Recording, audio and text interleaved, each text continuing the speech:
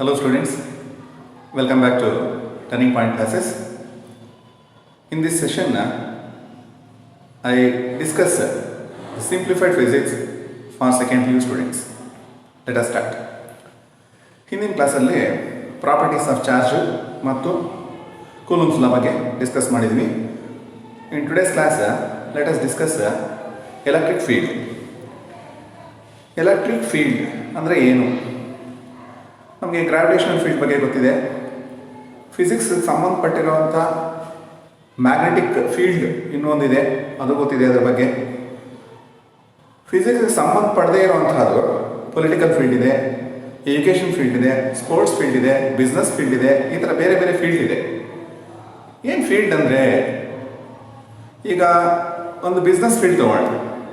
Business ಫೀಲ್ಡಲ್ಲಿ business Mann ಯಾರಾದರೂ ಇದ್ದರೆ ಅಕಸ್ಮಾತ್ ಅವನಿಗೆ ಇನ್ನೊಬ್ಬರು ಬಿಸ್ನೆಸ್ ಮೆನ್ ಇದೆಯೋ ಇಲ್ವೋ ಅಂತ ಗೊತ್ತಾಗ್ಬಿಡುತ್ತೆ. ಇಲ್ಲಾಂದರೆ ಒಬ್ಬರು ಡಾಕ್ಟರ್ ಮೆಡಿಕಲ್ ಫೀಲ್ಡ್ ತೊಗೊಂಡ್ರೆ ಇನ್ನೊಬ್ಬ ಡಾಕ್ಟರ್ ಬಂದರೆ ಇವರು ಮೆಡಿಕಲ್ ಫೀಲ್ಡ ಇಲ್ವಾ ಅಂತ ಗೊತ್ತಾಗುತ್ತೆ. ಇದೇ ತರಹ ನಾವು ಎಲೆಕ್ಟ್ರಿಕ್ ಫೀಲ್ಡ್ ತೊಗೊಂಡ್ರೆ ಒಂದು ರೀಜನ್ ಇದೆ ಅರೌಂಡ್ ದ ಚಾರ್ಜ್. ಇದನ್ನು ಹೇಗೆ ಗೊತ್ತಾಗಬೇಕು ನಮಗೆ ಇದೇ ರೀಜನ್ ಅಂತ? ಸೊ ನಾನು ಆಗಲೇ ಹೇಳಿದ ಹಾಗೆ, ಈಗ ಇವರು ಡಾಕ್ಟ್ರಾ ಅಲ್ವೋ ಅಂತ ಗೊತ್ತಾಗೋದಕ್ಕೆ ನಾವು ಇನ್ನೊಬ್ಬ ಡಾಕ್ಟರ್ ಬಂದರೆ ಬಹಳ ಈಸಿ ಆಗುತ್ತೆ. ಬರೀ ಒಂದು ಮೆಡಿಸಿನ್ ಯಾರು ಕೊಟ್ಟವ್ರ ತಕ್ಷಣ ನಾವು ಡಾಕ್ಟರ್ ಅಂತ ಹೇಳೋಕ್ಕಾಗಲ್ಲ. ಈಗ ನಮಗೂ ಯಾವುದಾದ್ರೂ ಸಣ್ಣ ಪುಟ್ಟ ಮೆಡಿಸಿನ್ ಗೊತ್ತಿರುತ್ತೆ, ಬೇರೆಯವ್ರಿಗೆ ಹೇಳಿದ ತಕ್ಷಣ ನಾವು ಡಾಕ್ಟರ್ಗಳಾಗಲ್ಲ. ಸೊ ಇವ್ರು ನಿಜವಾದ ಡಾಕ್ಟರ್ ಅಂತ ಗೊತ್ತಾಗೋದಕ್ಕೆ ಇನ್ನೊಬ್ಬ ಡಾಕ್ಟರ್ ಬಂದರೆ ಗೊತ್ತಾಗುತ್ತೆ. ಅದೇ ತರಹ electric field around A charge ಹೇಗೆ ಗೊತ್ತಾಗಬೇಕು? ಇನ್ನೊಂದು ಚಾರ್ಜನ್ನು ತೊಗೊಂಬರ್ಬೇಕು. ಇನ್ನೊಂದು ಚಾರ್ಜ್ ಯಾವ ಚಾರ್ಜ್ ತೊಗೊಂಬರ್ಬೇಕು? ಅದನ್ನು ನಾವು ಸಣ್ಣದಾಗಿರೋ ಚಾರ್ಜ್ ತೊಗೊಂಬರ್ತೀವಿ. ಈ ಚಾರ್ಜ್ನ ಟೆಸ್ಟ್ ಚಾರ್ಜ್ ಅಂತೀವಿ. ಸೊ ಏನಿದೆ ಟೆಸ್ಟ್ ಚಾರ್ಜ್? ಟೆಸ್ಟ್ ಚಾರ್ಜ್ ಬಂದು ಈ ಕನ್ವೆನ್ಷನ್ನ 1 ಕೂಲಂಬ್ ಆಫ್ ಚಾರ್ಜ್ ತೊಗೊಳ್ತೀವಿ plus 1c. So test charge is a charge of plus 1c. So positive charge of magnitude 1 coulomb is taken as test charge. That is also called unit charge. ನಮ್ಮ ಬುಕ್ಕಲ್ಲಿ unit charge ಅಂತ use ಮಾಡ್ತಿದ್ದಾರೆ. ಬರೋಣ ನಾವು electric field. It is the region of space around A charge where a test charge experiences a force. So this is a definition. So ನಮ್ಮ charge ಸುತ್ತಮುತ್ತ ಯಾವ ಸ್ಪೇಸಲ್ಲಿ test charge experiences a force, electrical force, once it experiences that region, ಅಂದರೆ ಇದು finite region ಇರುತ್ತೆ, infinite region ಇರಲ್ಲ. So depending on the magnitude of the charge the region is defined ಅಷ್ಟೇ. ತುಂಬ ದೊಡ್ಡ ಏರಿಯಾ ತೊಗೊಂಡು ಸಣ್ಣ ಚಾರ್ಜ್ ಇಟ್ಬಿಟ್ಟು ದೊಡ್ಡ ಏರಿಯಾ ಬೇಕು ಅಂದರೆ ಆಗಲ್ಲ. ಸೊ ಇದು ಡೆಫಿನೇಷನ್. ಸೊ ಇದು ಯಾವ ಥರ ಮೆಷರ್ ಮಾಡಬೇಕು electric field? So definition of electric field ಏನು? So definition of electric field ಒಂದು ಕೆಲವು ಕಡೆ ಎಲೆಕ್ಟ್ರಿಕ್ ಫೀಲ್ಡ್ ಸ್ಟ್ರೆಂತ್ ಅಂತಾನೂ ಕರೀಬೋದು, ಎಲೆಕ್ಟ್ರಿಕ್ ಫೀಲ್ಡ್ ಇಂಟೆನ್ಸಿಟಿ ಅಂತಾನೂ ಕರೀತಾರೆ, ಅಥವಾ intensity of electric field. So this is defined at a point by placing a test charge at that point. So what is the force experienced by a test charge placed at that point? So other nಮಗೆ definition E at a point is the force experienced by a test charge placed at that point. ಇದು definition ಇದೆ. ಇದು ನಾನು mathematical form ಅಲ್ಲಿ E is equal to F by Q. So Q ನಾನು 1 coulomb ತೊಗೊಂಡಿದ್ದೀನಿ. So ಬೇರೆ ತೊಗೊಂಡ್ರು ಏನು ತೊಂದರೆ ಇಲ್ಲ, ಅದರ ರೇಷಿಯೋ ತೊಗೊಂಡ್ರೆ ನಮಗೆ ಎಲೆಕ್ಟ್ರಿಕ್ ಫೀಲ್ಡ್ ಮಾತ್ರ ಬರುತ್ತೆ. ಬಟ್ ನಾವು definition exam point of view define electric field ಅಂದರೆ force experience by test charge placed at that point ಅಷ್ಟೇ. So electric field is defined at a point. ಇದು ವೆಕ್ಟರ್. ಇದು electric field is a vector quantity. In vector ನೋಟೇಷನಲ್ಲಿ vector E is equal to vector F by Q. ಇಷ್ಟು ಸಾಕು. ಈಗ electric ಫೀಲ್ಡ್ಗೆ units ಏನು ಅಂತ, ನ್ಯೂಮರೇಟರಲ್ಲಿ ಫೋರ್ಸ್ ಇದೆ, ಫೋರ್ಸ್ ಯೂನಿಟ್ ಬಂದು ನ್ಯೂಟನ್. ಡಿನಾಮಿನೇಟರಲ್ಲಿ ನಮಗೆ ಚಾರ್ಜ್ ಇದೆ, ಅದರ ಯೂನಿಟ್ ಬಂದು coulomb. So one of the units for electric field is Newton per coulomb. ಈಗ ಮುಂದಿನ ಚಾಪ್ಟರಲ್ಲಿ ನಮಗೆ ಸೊ ಎಲೆಕ್ಟ್ರಿಕ್ ಫೀಲ್ಡ್ಗೂ ಪೊಟೆನ್ಷಿಯಲ್ಗೂ ಒಂದು ರಿಲೇಷನ್ ಇದೆ. ಆ ರಿಲೇಷನ್ ಯೂಸ್ ಮಾಡಿಕೊಂಡು ಇನ್ನೊಂದು ಯೂನಿಟ್ ಬರುತ್ತೆ. ಆ ಯೂನಿಟ್ ಬಂದು volt per metre. V M power -1. V stands for volt, M stands for metre. So ಅಂದರೆ ನೀವು ಯಾವ ಯೂನಿಟ್ ಜ್ಞಾಪಕ ಇಟ್ಕೊಂಡ್ರು ಸಾಕು. ಸೊ ಇದನ್ನು ಕೇಳಿರ್ತಾರೆ ಎಕ್ಸಾಮಲ್ಲಿ ನಮಗೆ mention the SI unit of electric field ಅಂತ ಕೇಳಿದ್ದಾರೆ. ನೀವು ನ್ಯೂಟನ್ ಪರ್ ಕೂಲಂಬ್ ಹಾಕೋಬೋದು, ವೋಲ್ಟ್ ಪರ್ ಮೀಟರ್ ಆದರೂ ಹಾಕೋಬೋದು.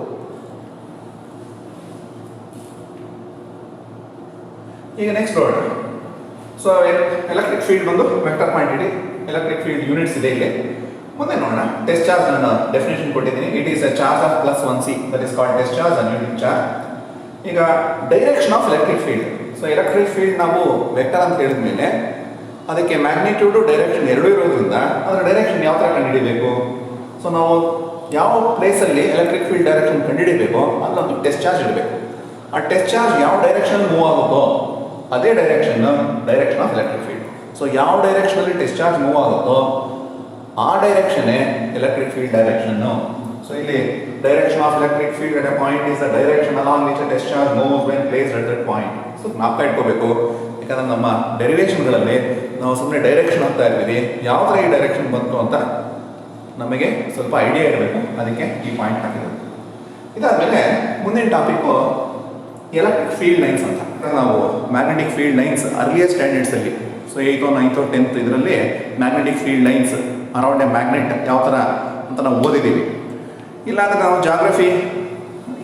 ಜಾಗ್ರಫಿಲಿ ಈ ವರ್ಲ್ಡ್ ಮ್ಯಾಪು ಇಂಡಿಯಾ ಮ್ಯಾಪು ತೊಗೊಂಡ್ರೆ ನಾವು ಈಕ್ವೇಟರು ಮತ್ತು ಲ್ಯಾಟಿಟ್ಯೂಡ್ಸು ಲಾಂಜಿಟ್ಯೂಡ್ಸು ಈ ಥರ ಬೇರೆ ಬೇರೆ ಲೈನ್ಗಳೆಲ್ಲ ನೋಡಿರ್ತೀವಿ ನಾವು ಗ್ರಾಫಲ್ಲಿ.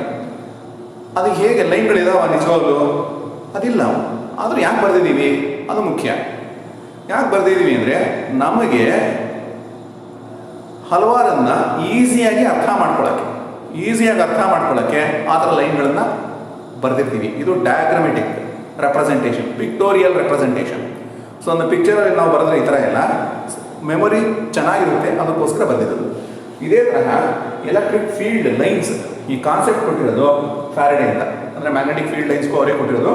So electric field lines concept was introduce by Faraday. ಸುಮ್ಮನೆ ನಾವು ಇಟ್ಕೊಂಡ್ರೆ ಸಾಕು, ಬೈ ಚಾನ್ಸ್ ಬಂದು ನಾವು ಹೆಸರು ಬರೀ ಹಾಗೆ ಇರಬೇಕು. ಇದಾದಮೇಲೆ ಏನಿದು ಎಲೆಕ್ಟ್ರಿಕ್ ಫೀಲ್ಡ್ ಲೈನ್ ಯಾವ ಥರ ನಾವು ಡ್ರಾ ಮಾಡಬೇಕು ಅನ್ನೋದು ಕ್ವಶನ್ ಮಾರ್ಕ್. ಈಗ ಇಲ್ಲಿ ಡೆಫಿನೇಷನ್ ಇದೆ. ಡಿಫೈನ್ ಎಲೆಕ್ಟ್ರಿಕ್ ಫೀಲ್ಡ್ ಲೈನ್ ಅಂದರೆ, so it is the path along which A test charge moves when placed in electric field. So ಒಂದು ಎಲೆಕ್ಟ್ರಿಕ್ ಫೀಲ್ಡ್ ಇದೆ ನಮ್ಮ ಹತ್ರ. ಸೊ ಎಲೆಕ್ಟ್ರಿಕ್ ಫೀಲ್ಡ್ ನಾವು ಒಂದು ಟೆಸ್ಟ್ ಚಾರ್ಜ್ ಇಟ್ಟರೆ ಯಾವ ಡೈರೆಕ್ಷನಲ್ಲಿ ಅದು ಮೂವ್ ಆಗುತ್ತೆ. ಇದು ಡೈರೆಕ್ಷನ್ ಅಂದರೆ ನಾವು ಈಗ ಸ್ಟ್ರೈಟ್ ಲೈನೇ ಹೋಗಬೇಕು ಅಂತೇನಿಲ್ಲ, ಥರ್ಡ್ ಪಾತ್ ಇದ್ರೂ ಪರವಾಗಿಲ್ಲ. ಯಾವ ತರಹ ಅದು ಮೂವ್ ಆಗುತ್ತೋ ಅದು ಹೋಗಿರೋವಂಥ ಪಾತ್ನ ನಾವು ಕನೆಕ್ಟ್ ಮಾಡಿಬಿಟ್ರೆ ಆ ಬರೋವಂಥ ಲೈನ್ನೇ ನಾವೇನಂತೀವಿ ಎಲೆಕ್ಟ್ರಿಕ್ ಫೀಲ್ಡ್ ಲೈನ್ ಅಂತೀವಿ. ಅಷ್ಟೇ ಸಾಕು. ಇದಾದಮೇಲೆ ಇದರ ಫೀಲ್ಡ್ ಲೈನ್ಸ್ ಪ್ರಾಪರ್ಟೀಸ್ ಬಹಳ ಮುಖ್ಯ ನಮಗೆ. ಸೆಕೆಂಡ್ PUCಲಿ ಬಹಳ ಸಾರಿ 2 ಮಾರ್ಕು ಮತ್ತು 3 ಮಾರ್ಕ್ ಕ್ವಶನ್ ಬಹಳ ಸಾರಿ ಕೊಟ್ಟಿದ್ದಾರೆ ಇದು. ಸೊ ಇದು ವೆರಿ ಇಂಪಾರ್ಟೆಂಟ್ ಕ್ವಶನ್ ಇದು. ಸೊ ನಮಗೆ ಸೆಕೆಂಡ್ PUCಲಿ ಎಲೆಕ್ಟ್ರಿಕ್ ಫೀಲ್ಡ್ ಲೈನ್ಸ್ ಪ್ರಾಪರ್ಟೀಸ್ 2 ಬರೀರಿ 3 ಬರೀರಿ ಅಂತ ಬಹಳ ಸಾರಿ ಕೇಳಿದ್ದಾರೆ. ಸೊ ನಾವು ಇದು ಒಂದು 2-3 ಲೈನ್ ಪ್ರಾಪರ್ಟೀಸ್ನ ನಾವು ಕಟ್ಕೋಬೇಕು. ಯಾವ ಥರ ಇಮ್ಯಾಜಿನರಿ ಲೈನ್ಸ್, ಆಗಲೇ ನಾನು ಹೇಳಿದ್ದೀನಿ, ನಾವು ಜಾಗ್ರಫಿಲಿ ವರ್ಲ್ಡ್ ಮ್ಯಾಪು ಇಂಡಿಯಾ ಮ್ಯಾಪು ಈ ಮ್ಯಾಪ್ಗಳಲ್ಲಿ ನಾವು ಲೈನ್ಗಳು ನೋಡಿರ್ತೀವಿ. ಈ ಲೈನ್ಗಳೆಲ್ಲ ಅಲ್ಲಿ ಹೋಗಿ ನಾವು ಹುಡುಕಿದ್ರೆ ಲೈನ್ ಸಿಗಲ್ಲ, ಬರೀ ನಮ್ಮ ಮ್ಯಾಪಲ್ಲಿ ಮಾತ್ರ ಇರುತ್ತೆ. ಅದೇ ತರಹ ಇಲ್ಲೂ ಸಹ ಎಲೆಕ್ಟ್ರಿಕ್ ಫೀಲ್ಡ್ ಲೈನ್ಸ್ ನಾವೇನು ಡಿಸ್ಕಸ್ ಮಾಡ್ತಿದ್ದೀವಿ, they are all imaginary lines. ಇದು ಮೊದಲನೇ ಪಾಯಿಂಟು. ಎರಡನೇದು ಬಂದು no two field lines intersect. ನಮ್ಮ ಜಾಗ್ರಫಿ ಮ್ಯಾಪ್ ಮತ್ತೆ ಹೋಗ್ತೀನಿ ನಾನು ಇಂಡಿಯಾ ಮ್ಯಾಪ್ಗೆ. ಇಂಡಿಯಾ ಮ್ಯಾಪು ಅಥವಾ ವರ್ಲ್ಡ್ ಮ್ಯಾಪಲ್ಲಿ ಬಹಳ ಲೈನ್ಗಳಿರುತ್ತೆ. ಈ ಲೈನ್ಗಳು ಎಲ್ಲೂ ಇಂಟರ್ಸೆಕ್ಟ್ ಆಗಿರಲ್ಲ, ಅದು ಬಹಳ ಮುಖ್ಯ. ಸೊ ಒಂದೊಂದು ಲೈನ್ ಇನ್ನೊಂದು ಲೈನ್ ಸಪ್ರೇಷನ್ ಬಹಳ ಇರುತ್ತೆ. ಸೊ ಅದೇ ಥರ electric field lines never intersect. So ಈ ಪಾಯಿಂಟ್ ಸಾಕು ನಮಗೆ. ಮೂರನೇದು ಬಂದು no field lines inside charge conductor. So charge ನಾವು ಪ್ರೀವಿಯಸ್ ಡಿಸ್ಕಷನಲ್ಲಿದೆ, ನೀವು ಅಕಸ್ಮಾತ್ ಆ ವಿಡಿಯೋನ ನೋಡಿಲ್ಲ ಅಂದರೆ ಸೊ ಲಿಂಕ್ ಅವೈಲಬಿಲಿಟಿ ಇದೆ. ಸೊ ಇಲ್ಲಿ ತೋರಿಸಿರುವಂಥ ಲಿಂಕ್ನ ನೀವು ಹೋದರೆ ಪ್ರೀವಿಯಸ್ ಡಿಸ್ಕಷನಲ್ಲಿ ಉಳಿದಿರೋ ಟಾಪಿಕ್ ಕೂಲಮ್ಸ್ನ ಮತ್ತು ಪ್ರಾಪರ್ಟೀಸ್ ಆಫ್ ಎಲೆಕ್ಟ್ರಿಕ್ ಚಾರ್ಜ್ನ ಡಿಸ್ಕಸ್ ಮಾಡಿದ್ದೀನಿ, ಅದನ್ನು ನೋಡಿ, ಅದು ಅನುಕೂಲ ಆಗುತ್ತೆ. ಮತ್ತು ಇದೇ ತರಹ CETಗೆ ಸಂಬಂಧಪಟ್ಟಿರುವಂಥ ಬಹಳ ವೀಡಿಯೋಸ್ ಅಪ್ಲೋಡ್ ಮಾಡಿದ್ದೀನಿ, ಅದು CETಗೂ ಬಹಳ ಹೆಲ್ಪ್ ಆಗುತ್ತೆ. ನೋಡಿ, ಅದು ಅಲ್ಲಿ ಯೂಸ್ ಮಾಡಿಕೊಂಡು ನೋಡಿ. ಮೂರನೇದು field lines inside a charge conductor. No field lines inside a charge conductor. ಯಾಕೆ ಅಂದರೆ ನಾವು ಚಾರ್ಜ್ ಕೊಟ್ಟಾಗ charge appears only on the outer surface of a conductor. So inside there is no free charge. ನಾವು ಪದೇ charge ಅಂದರೆ free charge ಅಂತ ಅರ್ಥ ಮಾಡ್ಕೋಬೇಕು, ಅದು ಇಂಪಾರ್ಟೆಂಟ್. ಸೊ ಫ್ರೀ ಅನ್ನೋದನ್ನು ನಾವು ಡ್ರಾಪ್ ಮಾಡಿಬಿಟ್ಟು ಬರೀ ಚಾರ್ಜ್ ಅಂತೀವಿ.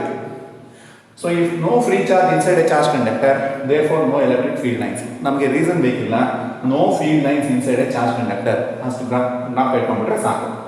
ಇನ್ನೊಂದು, they start from positive charge and end at negative charge. ಅಕಸ್ಮಾತ್ ನಮಗೊಂದು ಪಾಸಿಟಿವ್ ಚಾರ್ಜು ನೆಗೆಟಿವ್ ಚಾರ್ಜ್ ಇತ್ತು ಅಂದರೆ ಪಾಸಿಟಿವ್ ಚಾರ್ಜಿಂದ ಸ್ಟಾರ್ಟ್ ಆಗಿ ನೆಗೆಟಿವ್ ಚಾರ್ಜ್ಗೆ ಎಂಡ್ ಆಗುತ್ತೆ. ಸೊ ಅದನ್ನು ನಾವು ನೋಡೋಣ. ಯಾಕಂದರೆ ಪಾಸಿಟಿವ್ ಚಾರ್ಜ್ ನಮ್ಮ ಟೆಸ್ಟ್ ಚಾರ್ಜ್ಗೆ ರಿಪೆಲ್ ಮಾಡುತ್ತೆ, ಅದಕ್ಕೋಸ್ಕರ ಅದು ಅಲ್ಲಿಂದ ಮುಂದಕ್ಕೆ ಹೋಗಿ ನೆಗೆಟಿವ್ ಚಾರ್ಜ್ ಅಟ್ರಾಕ್ಟ್ ಮಾಡೋದ್ರಿಂದ ಟುವರ್ಡ್ಸ್ ನೆಗೆಟಿವ್ ಚಾರ್ಜ್ಗೆ ಹೋಗುತ್ತದೆ. ಸೊ ಆ ಲೈನ್ಸ್ ನಾವು ಮುಂದಿನ ಟಾಪಿಕಲ್ಲಿ ಡಿಸ್ಕಸ್ ಮಾಡೋಣ. Start from positive charge and end it negative charge. ಇದೊಂದು ಪಾಯಿಂಟ್ ನಾನು ಅಪ್ಡೇಟ್ಕೋಬೇಕು.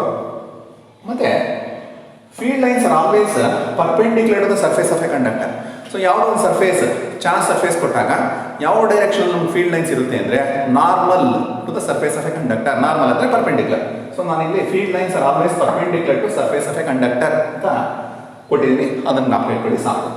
So strong electric field. So ಇದು ನಾನು ಆಗಲೇ ಹೇಳಿದಂಗೆ imaginary lines it's a graphical representation. ನಾವು ಎಲ್ಲೇ ಗ್ರಾಫ್ ಪ್ಲಾಟ್ ಮಾಡಬೇಕಾದ್ರೆ ಒಂದು ಫಸ್ಟ್ ನಾವು ಸ್ಕೇಲ್ ತಗೊಳ್ತೀವಿ. ನಮ್ಮ ಸ್ಕೇಲ್ ಮೇಲೆ ನಮ್ಮ ಗ್ರಾಫ್ ಸೈಜ್ ಇರೋದು. ಸೊ ಅದೇ ತರಹ ಈ ಫೀಲ್ಡ್ ಲೈನ್ಸ್ ತುಂಬ ಹತ್ತಿರದಲ್ಲಿತ್ತು ಅಂದರೆ ಅದು ಸ್ಟ್ರಾಂಗ್ ಎಲೆಕ್ಟ್ರಿಕ್ ಫೀಲ್ಡ್ ತೋರಿಸುತ್ತೆ.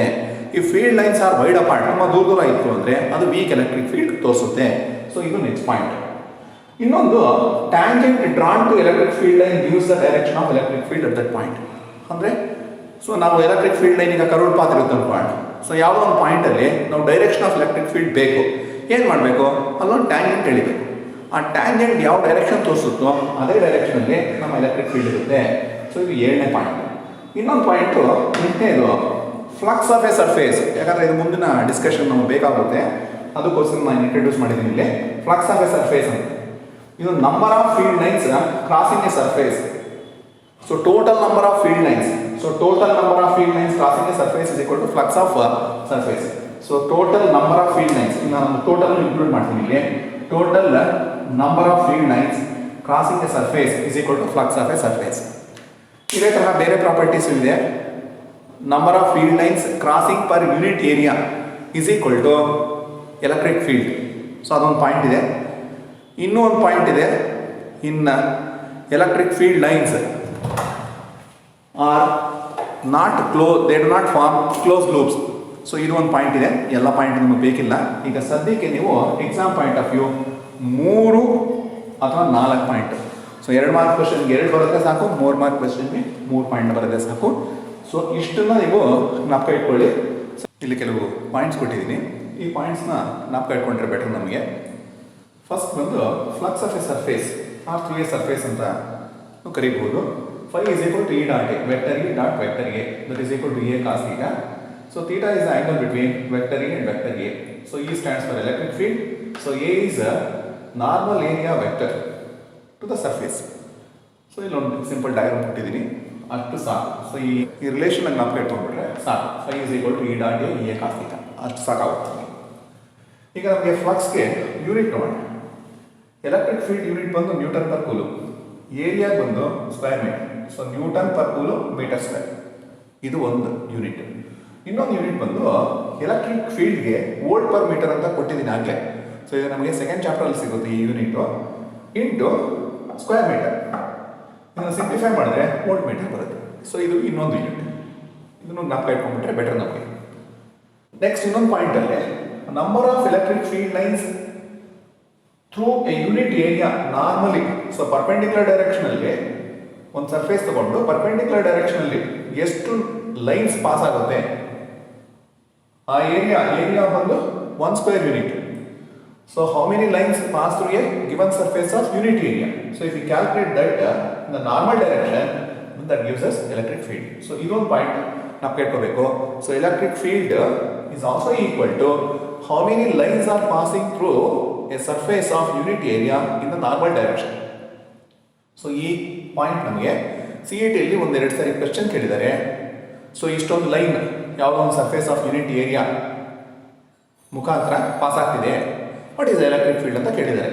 ಸೊ ಆವಾಗ ನಾವು ಈ ಪಾಯಿಂಟ್ನ ರಿಕಾಲ್ ಮಾಡಿದ್ರೆ ಸಾಕು. So electric flux is scalar quantity. ಮತ್ತು ಇನ್ನು exam point of view isolated positive charge, isolated negative charge, positive ಮತ್ತು ನೆಗೆಟಿವ್ ಚಾರ್ಜ್, ಈ ಚಾರ್ಜ್ ಸಂಬಂಧಪಟ್ಟಿರುವಂಥ ಗ್ರಾಫ್ಸ್ ಕೇಳಬಹುದು. ಮೊದಲನೇ ಬಂದು ಪಾಸಿಟಿವ್ ಚಾರ್ಜ್ಗೆ electric field lines are moving away. So ಇದೆಲ್ಲ ರೇಡಿಯಲಿ ಔಟ್ವರ್ಡ್ ಅಂತಾನು ಕಲ್ತಿರ್ಬಹುದು. ಸೊ ಈ ಒಂದು ಗ್ರಾಫ್ನ ನಾವು ಇಟ್ಕೋಬೇಕು. ಐಸೋಲೇಟೆಡ್ ನೆಗೆಟಿವ್ ಚಾರ್ಜ್ಗೆ radially inward. Second test charge ಇಟ್ಟರೆ attraction. So therefore it keeps coming towards this. ಅದೇ ಥರ ಇಲ್ಲಿ ಟೆಸ್ಟ್ ಚಾರ್ಜ್ ಇಟ್ಟರೆ test charge moves away. So ಅದಕ್ಕೋಸ್ಕರ lines are going away. So the direction of line is away from positive charge. So direction of these lines towards negative charge, arrow mark towards ಕೊಟ್ಟಿದ್ದೀವಿ. So ಇಲ್ಲಿ radially outward, radially inward ಇದೆ. Positive charge negative charge ಇದ್ದಾಗ test charge if you keep it here, so ಇಲ್ಲಿಂದ ಈ ಕಡೆ ಹೋಗುತ್ತೆ. So ಇಲ್ಲಿ repulsion ಇರುತ್ತೆ, ಅಟ್ರಾಕ್ಷನ್ ಬರುತ್ತೆ. ಸೊ ಅದಕ್ಕೋಸ್ಕರ ಈ ಲೈನ್ಸ್ ಕರ್ಡ್ ಶೇಪಲ್ಲಿ ಇರುತ್ತೆ. ಇಷ್ಟನ್ನು ನೀವು ಜ್ಞಾಪಕ ಇಟ್ಕೊಳ್ಳಿ. ಸೊ ಈ ಸೆಷನ್ ಸಾಕು. ಮುಂದಿನ ಸೆಷನಲ್ಲಿ ಡೈಪೋಲು, ಅದಕ್ಕೆ ಸಂಬಂಧಪಟ್ಟಿರುವಂಥ ಟಾಪಿಕ್ಸು ಮತ್ತು 2 important derivation. So electric field at a point on the Axis of A dipole, electric field at a point on the perpendicular bisector of dipole. So ಇವೆರಡು ಬಹಳ important from the point of examination. ಅದನ್ನು ನೋಡೋಣ. ಇಷ್ಟವರೆಗೂ turning point ಕ್ಲಾಸಸ್ಗೆ subscribe ಆಗಿಲ್ಲ ಅಂದರೆ subscribe button ಒತ್ತಿ subscribe ಆಗಿ, ವಿಡಿಯೋನ share ಮಾಡಿ ಫ್ರೆಂಡ್ಸ್ ಜೊತೆ, ವಿಡಿಯೋನ ಲೈಕ್ ಮಾಡಿ. ಮುಂದಿನ ಕ್ಲಾಸ್ಗೆ ಬರೋಣ. God bless.